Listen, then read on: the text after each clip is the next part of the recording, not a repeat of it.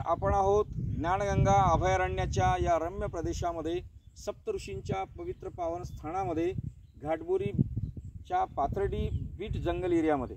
मित्रांनो, निसर्ग सौंदर्याने नटलेल्या या अप्रतिम अशा नैसर्गिकदृष्ट्या संपन्न परिसरामध्ये सर्पमित्र वनिता बोराडे मेहकर परिसरात नागरी वस्तीमध्ये पकडलेले साप नेहमीच आणून सोडत असतात आणि म्हणूनच आत्तापर्यंत अधिकृतपणे 51,000पेक्षा जास्त साप सोडण्याचा विश्वविक्रम त्यांच्या नावावर नोंदणीकृत झाला आहे। आणि त्या विश्वविक्रमामध्ये जे साप मॅडमनी आत्तापर्यंत जंगलात आणून सोडलेत त्यामध्ये जास्तीत जास्त साप हे या घाटबोरी वनपरिक्षेत्रामध्ये सोडले आहे। कारण हा जो भाग आहे हा समशीतोष्ण कटिबंधाचा असून तीनही ऋतूंमध्ये सापांसाठी इथे भरपूर अन्न आणि मोकळी हवा, प्रकाश आणि पाण्याची उपलब्धता असते। मित्रांनो, साप हे सगळे नैसर्गिक जीव असून ते वन्यजीव आहेत। त्यांना त्यांच्या शत्रूपासून संरक्षण होण्यासाठी, त्यांची जैव विविधता साखळी अबाधित राहण्यासाठी सुरक्षित स्थानाची गरज असते आणि त्या दृष्टीने साप जंगलामध्ये सोडणं अत्यंत महत्त्वाचं आहे। सर्व भारतीय सापांना संरक्षण देण्यात आलेलं असून 1975च्या वन्यजीव कायद्याअंतर्गत आणि 2002च्या वन्य प्राणी सुधारणा कायद्याअंतर्गत सर्व भारतीय साप हे संरक्षित प्राणी आहेत। सापांना मारणे गंभीर अपराध आहे, ते आपली राष्ट्रीय संपत्ती आहेत आणि सापांच्या संरक्षणासाठी वन विभागाने स्वतंत्र अशी वन्यजीव विंग बनवलेली आहे। त्या अंतर्गत सगळेच्या सगळे वन्य प्राणी हे जंगलामध्ये सोडायचे असतात। आज आमच्यासोबत आहेत हर्षल दादा आव्हाळे, जे की विद्यार्थी आहेत आणि लंडनला ते सापांवर संशोधन करण्यासाठी पुढचं संशोधन करतायत, मूलभूत संशोधन करतायत। दादा, आपलं कुठलं संशोधन सुरू आहे सापांवर? माझं ओव्हरऑल इकॉलॉजी आणि एन्व्हायरमेंट रिलेटेड संशोधन चालू आहे कारण की सापांवर भारतामध्ये संशोधन झालेलंच नाही, जास्त पेपर पब्लिश झालेले नाही आहे। त्यामुळे साप हे कोणत्या कोणत्या प्रकारचे आहेत आणि त्यांच्या रिजननुसार किंवा जंगलानुसार किंवा तुम्ही ज्या ठिकाणी ते साप भेटतायत त्यानुसार त्यांच्या दिसण्यामध्ये, त्यांच्या कलरेशनमध्ये कसा फरक जाणवतो किंवा त्यांच्या न्यूट्रिशनमध्ये किंवा एखादी साप ही गर्भवती असते तेव्हा तिच्यामध्ये वेगळा कलरेशन जाणवतो का, असं मूलभूत संशोधन आहे। जेणेकरून भविष्यामध्ये जर हजबेंड्री म्हणजे सापांची जाती जर खूप लुप्त होण्याच्या पातळीवर आली आणि साप निसर्गामधून बाहेर काढून जर आपल्याला त्यांचं ब्रीडिंग करायची गरज पडली तर हे संशोधन आपल्याला कामी पडेल। कारण की अशाच तऱ्हेचं एक संशोधन पेंडक्यांवर चालू आहे आमच्या युनिव्हर्सिटीमध्ये, तर तेच रिसर्च मी सापांवर लागू करतो। आम्हाला जर आपल्या विद्यालयाचं नाव सांगा ना। मी मँचेस्टर युनिव्हर्सिटीमध्ये रिसर्च करतो। अच्छा, मँचेस्टर सिटीमध्ये आहे, UK। अच्छा, युनायटेड किंगडमच्या मँचेस्टर युनिव्हर्सिटीमध्ये हार्पटॉलॉजिकल रिसर्चमध्ये fundamental research on snake biodiversity अशा विषयावर संशोधन करणारे हर्षल आव्हाळे यांच्याशी आपण बोललो। ते आज प्रत्यक्ष सापांचे विविध रंग, त्यांचं वातावरण संवर्धनाकरता आणि भविष्यातील संशोधनाकरता त्यांचा हा जो प्रबंध आहे हा अत्यंत फायदेशीर आपल्याला ठरणार आहे। मित्रांनो, भारतामध्ये बरेच साप आज जैवविविधतेचा घटक असताना सुद्धा नष्टप्राय होण्याच्या मार्गावर आहेत। अतिशय या दुर्मिळ होत जाणाऱ्या सापांच्या प्रजातीचं संरक्षण करता यावं म्हणून जगातील पहिल्या महिला सर्परक्षक सर्पमित्र वनिता सर्प संरक्षण, संवर्धन आणि संशोधन अशा 3 पातळ्यांवर काम करतात। त्याचाच एक भाग म्हणून आपण ह्या अत्यंत मौल्यवान अशा दुर्मिळ प्रजातीचे जे विविध साप आहेत त्यापैकी जागतिक दर्जावर ज्या सापाचा क्रमांक जगातील क्रमांक 1चं विष म्हणून गणला गेलेला आहे, ज्या सापाला बघण्यासाठी मोठमोठे TV चॅनल्स आणि सगळे लोक जंगलामध्ये फिरतात आणि याच्यावर संशोधन करतात, याची माहिती घेतात, हे साप आपल्या भारतामध्ये प्रचूर प्रमाणात उपलब्ध आहेत। आज 2 दिवसामध्ये किमान किती साप आहेत मॅडम इथे आज आपण आणले सोडायला? आहे एका जातीचे 9 घोणस, 5 नाग आणि काही धामण आहे। अच्छा, पांदिवड आहे, रेसर आहे। एकंदरीत विषारी आणि बिनविषारी सापांपैकी सर्वाधिक जास्त साप आज आपण जे जंगलात सोडतोय त्यामध्ये घोणस सापाचा समावेश आहे। आपण बघणार आहे 9 सापांना, जे आकाश जाधव। अच्छा, गाव ब्रह्मपुरी। अच्छा, आपलं अशोक शिंदे, गाव दुर्गपुरी। आपलं अच्छा, पारखेड। आपण संतोष राठोड, घाटबोरी। अच्छा, माझं नाव सजन चंदू राठोड, राहणार पारखेड आणि वन परिक्षेत्र घाटबोरीमध्ये वन मजूर म्हणून काम करतो। धन्यवाद। आपल्या सर्व पंचांच्या समक्ष आपण या सापांना सोडतो आहोत आणि मित्रांनो, आता आपण एकत्रितरित्या बघणार आहोत 9 घोणस सापांना। हा सापाचं डोकं त्रिकोणी असून याच्या अंगावर गोल काळे ठिपके असतात।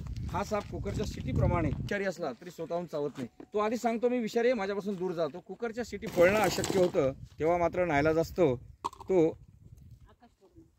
हल्ला चढवण्याचा प्रयत्न करतो। नितांत सुंदर या सापांना एक एक करून आपण या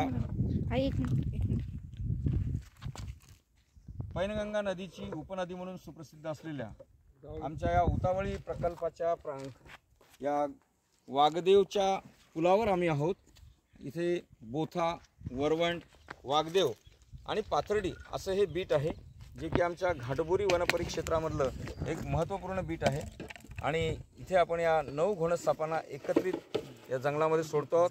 हे 20,000 स्क्वेअर फूट 20,000 हेक्टरचं जंगल असून या जंगलामध्ये खूप सगळे असे साप आहेत. आता आपण बघतो इतकं तंदुरुस्त, हेल्दी, स्ट्रॉंग त्याने स्वतःला फुगून घेतलेलं आहे. जसं की एखादं टायर जे असतं ना गाडीचं, ते स्वतःमध्ये हवा भरून घेतं, त्या पद्धतीने या घोणस सापाने स्वतःमध्ये हवा भरून घेतलेली आपण पाहू शकतो. त्यातला एक सक्रिय झाला आहे, पळून जाण्याच्या तयारीत आहे.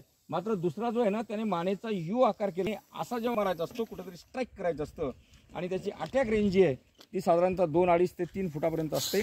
त्यामुळे या सापापासून दूर उभं राहणं नितांत गरजेचं आहे. शूटिंग घेताना सुद्धा अत्यंत सावधपणे आणि खूपच काळजीपूर्वक हे घेणं गरजेचं असतं. हे साप जे निघून जात आहेत तर हा शक्यतो नागमोडी वळणाने चालतो आणि जेव्हा बसतो तेव्हा गोल वेटोळा करून दिसतो. वरून जर पाहिलं तर बॉल पायथन प्रमाणे आपल्या याच्या अंगावर गोल गोल ठिपके दिसत आहेत. आणि जर चालणाऱ्या सापाला बघितलं तर रुद्राक्षाच्या 3 माळा जमिनीवरून चालले आहेत असं आपल्याला दिसतंय. मित्रांनो, एकत्रितरित्या हे सगळेच्या सगळे साप आपण बघतो आहे आणि हळूहळू ते सगळे सक्रिय होत आहेत. आपण पाहतो एक पुढे गेला आहे आणि हे जे त्याच्या मागणं मार्गस्थ झालेले आणखी आपण काही साप बघतो आहोत. फार सुंदर दृश्य, तितकंच धोकादायक सुद्धा आणि रोमांचकारी सुद्धा. मित्रांनो, या सर्व घोणस सापांना आपण घाटबोरी वनपरिक्षेत्रामध्ये आज इथे सोडतो आहोत.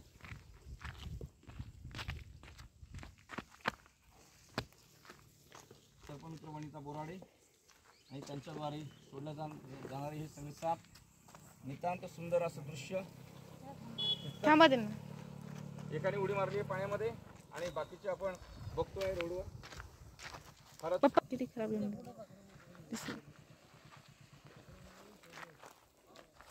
सगळे टाक ना. मित्रांनो, आतापर्यंत हे सगळे साप जे आहेत वेगवेगळ्या दिशेला निघाले आहेत. आपण बघतोय झाडाच्या बुंद्यात गेला आहे आणि काही जमिनीवर आपल्या जिभेची योग्य ती हालचाल करून हे बघा, नागमोडी वळणाने चालणारा अत्यंत वेगवान, दिसायला सुस्त असतो पण एकदा वेग पकडला की जोराने वेगवान होतो असा हा घोणस साप, जो की आता लगेचच पाण्यामध्ये उडी घेणार आहे आणि काही मिनिटांमध्ये आपण याला पाण्यामध्ये उडी घेताना बघणार आहोत. फार सुंदर असं दृश्य, तितकाच सुंदर असा हा भाग. मित्रांनो, अत्यंत त्याला उचलून टाकतो.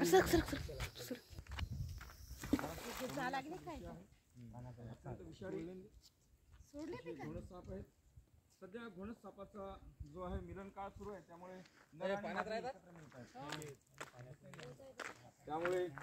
वेगवेगळ्या खेड्यामधून जमा झालेले हे साप. मला पाहू खूपच मोठा आहे, तो मोठा जरा पाण्यात जाऊ देतील आपण आवाज ऐकणार आहोत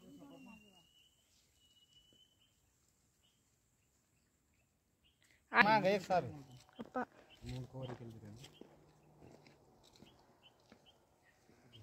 समोर घ्या गाडी, समोर घ्या सर. काही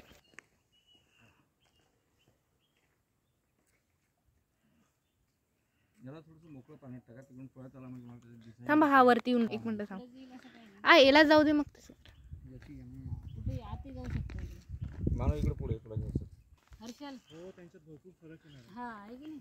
याची कलर कसा आहे, त्याचा कसं आहे, याचं कसं आहे. 3 जे होते ते एकदम पिवळे होते.